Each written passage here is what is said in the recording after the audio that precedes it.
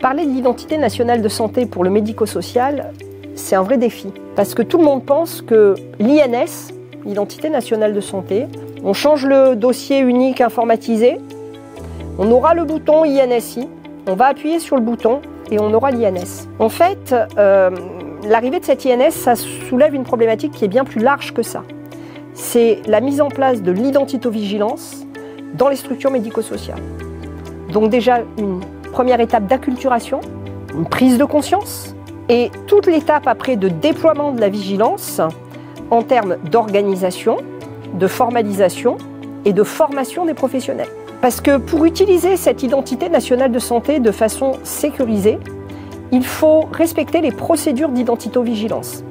À minima, respecter les règles de bonne pratique de recherche et de création d'une identité, de contrôle de la cohérence de cette identité avec ce qu'on appelle un dispositif d'identification de haut niveau de confiance, une pièce d'identité, pour le dire plus simplement. Appeler effectivement ce téléservice INSI pour récupérer une identité nationale de santé. Mais si on a une réponse, mettre en œuvre des processus de contrôle de cohérence entre cette identité nationale de santé qui sera proposée par le téléservice INSI et l'identité officielle de la personne accompagnée, attestée par une pièce d'identité. Est-ce que ce sont bien les mêmes traits? Est-ce que je dois accepter cette INS?